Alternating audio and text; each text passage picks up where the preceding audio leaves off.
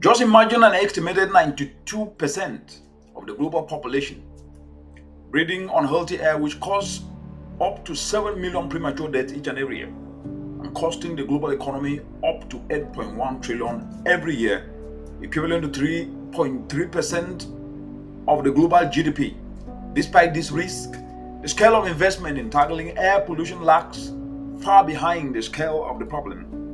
When you dovetail this to the global south and especially the African continent, the harm of air pollution seems to be increasing and is considered the second largest risk after malnutrition. Even with these glaring risks, only 41 cities across 10 countries in sub-Saharan Africa track air quality, which is the critical first step in risk assessment towards devising workable solutions.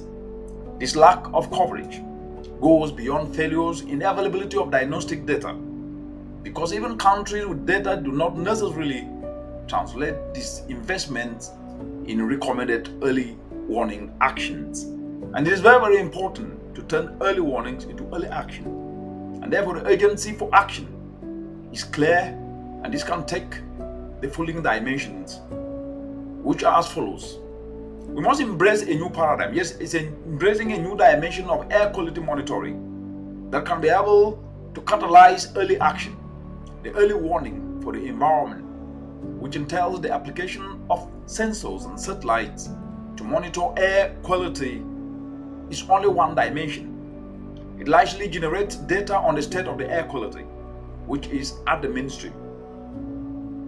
But for protective and corrective actions to be taken to restore and enhance air quality, there is a need to establish causes at the upstream, whose impact can be both slow onset, such as particulate matter pollution from fossil fuel burnings, from methane emissions from waste, or rapid onset, such as toxic gas leaks, forest fires, sandstorms, and volcanic ash releases, among key ones, whose impact on human health and the environment is rapid or fast acting. There is therefore a need to match the upstream risk once identified using satellite data and information, and matching the upstream risk causes and midstream state of air quality to workable solutions, such as eliminating open waste dumping and burning through the application of technologies such as biodigesters, investing in clean transport, investing in installation of scrubbers on industrial exhausts, and prioritizing non-motorized transport or application of electrostatic precipitators to remove particles from the atmosphere or from air, to address both the risk causes at the upstream and restore air quality at the mainstream, is what needs to be done. These solutions do exist. These solutions then need to be optimized and matched to their investments, and investment planning to attract and catalyze needed investment to drive uptake of said solutions.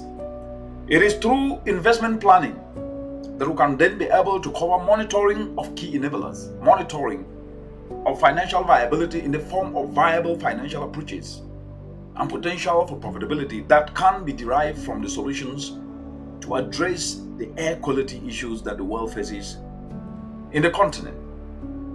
And in the continent, uptake of social enablers, for example, like the need for skills and capacity enhancement to develop and implement solutions, is an enterprising way that our young people who are currently unemployed today can actually be able to leverage. So the necessary policy incentives that needs to be put in place to enhance solutions uptake, including tax breaks, waivers, and among others, and market enablers in the form of product lines arising from the solutions that can fetch a market, is what is needed.